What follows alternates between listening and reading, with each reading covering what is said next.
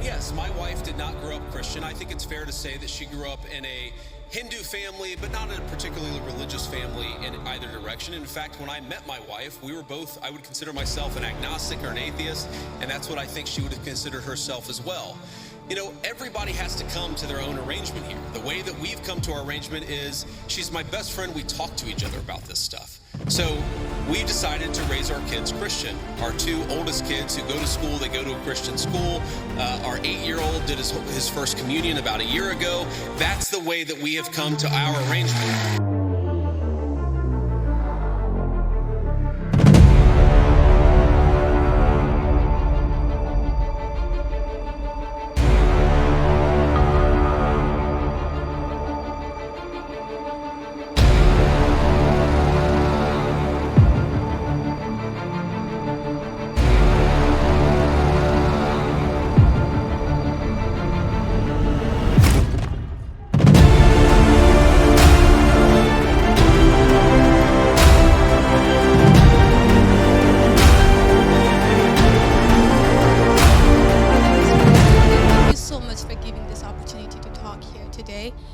I did not agree with many of the things that you said right ahead of this, but I don't think that's my point to discuss here. What I want to ask is, you are married to a woman who is not Christian.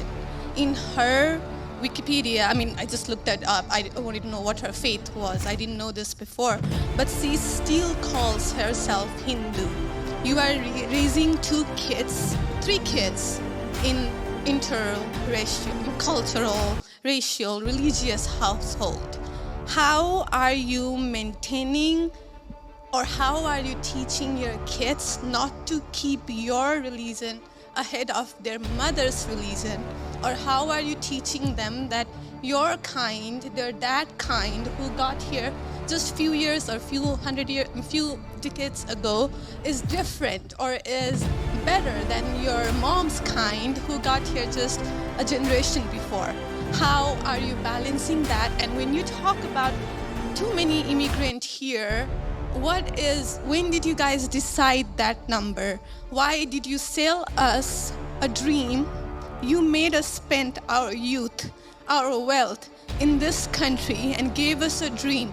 You don't owe us anything. We have worked hard for it. Then how can you, as a vice president, stand there and say that we have too many of them now and we are going to take them out to people who are here rightfully so by paying the money that you guys asked us? You gave us the path, and now how can you stop it and tell us we don't belong here anymore? And one more thing.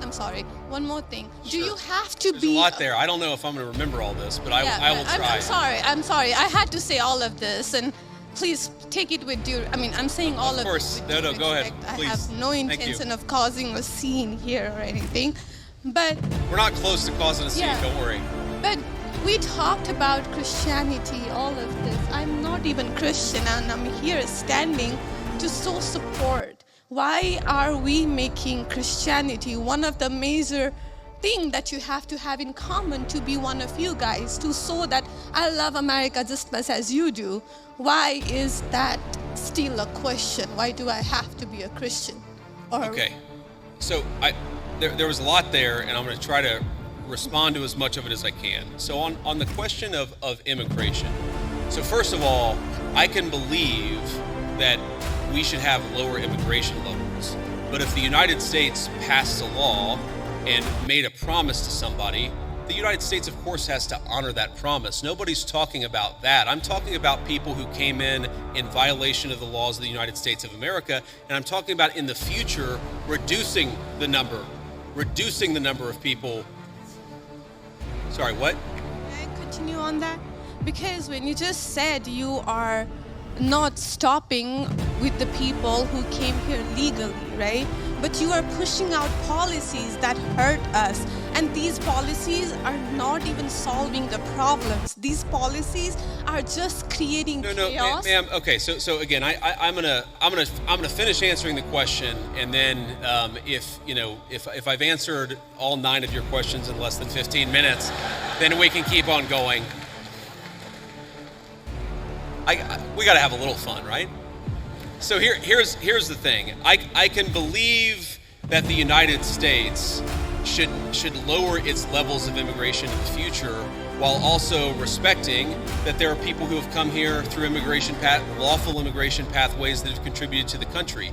But just because one person or 10 people or 100 people came in legally and contributed to the United States of America, does that mean that we're thereby committed to let in 1 million or 10 million or 100 million people a year in the future? No, that's not right. We cannot have, I'll go and finish. We cannot have an immigration policy where what was good for the country 50 or 60 years ago binds the country inevitably for the future. There's too many people who want to come to the United States of America, and my job as vice president is not to look out for the interests of the whole world, it's to look out for the people of the United States.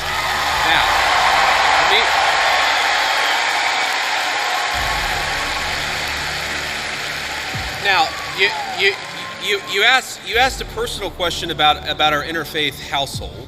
And yes, my wife did not grow up Christian. I think it's fair to say that she grew up in a Hindu family, but not in a particularly religious family in either direction. In fact, when I met my wife, we were both, I would consider myself an agnostic or an atheist, and that's what I think she would have considered herself as well. You know, everybody has to come to their own arrangement here. The way that we've come to our arrangement is she's my best friend. We talk to each other about this stuff. So we've decided to raise our kids Christian. Our two oldest kids who go to school, they go to a Christian school. Our 8-year-old did his first communion about a year ago. That's the way that we have come to our arrangement. But, thank you.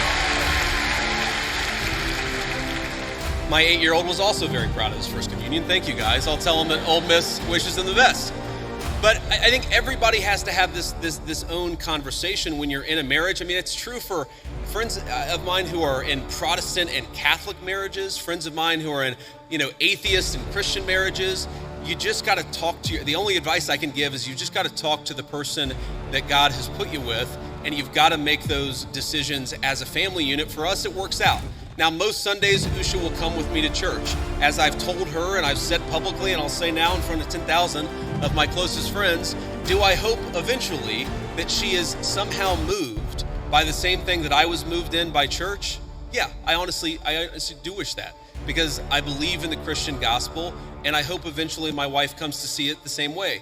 But if she doesn't, then God says everybody has free will, and so that doesn't cause a problem for me. That's something you work out with your friends, with your family, with the person that you love. Again, one of the most important Christian principles is that you respect free will. Usha's closer to the priests who baptized me than maybe I am. They talk about this stuff. My attitude is you figure this stuff out as a family, and you trust in God to have a plan, and you try to follow it as best as you can, and that's what I try to do. I want to make a final point. So I don't want to cut you off. I want to be respectful to all the people behind you in line, but I want to make this point about immigration, okay? If you ask the question, what is the exact right number of immigrants for the United States to let in, it is just very specific on the context. If you go back to the 1920s, the United States passed an Immigration Reform Act that effectively cut down immigration to close to zero for 40 years in this country. And what happened over those 40 years? The many, many people who had come from many different foreign countries and different foreign cultures, they assimilated into American culture. And there was an expectation that they would assimilate into American culture. I think we have two problems in our immigration system today. And my guess is you're probably a slightly more leftist political persuasion, liberal political persuasion, maybe not. But here's the thing. I remember back in my establishment GOP days, when I was still very early getting involved in Republican politics, I remember a conservative think tank person who told me that one of the reasons why immigration was really good is that if you had enough diversity in a country, people would mistrust each other and they wouldn't join labor unions. Okay? So when I see a lot of left-wing people who theoretically support organized labor saying we need to flood the country with a limitless number of immigrants, they're unwilling to set any limitations on it. My response to that is you are destroying the very social trust on which American freedom and prosperity was built. And that is really important. So the honest answer to your question, what is the exact number of immigrants America should accept in the future? Right now, the answer is far less than we've been accepting. We have got to become a common community again, and you can't do that when you have such high numbers of immigration, which is one of the reasons why we have the immigration policy we do. Thank you. Next.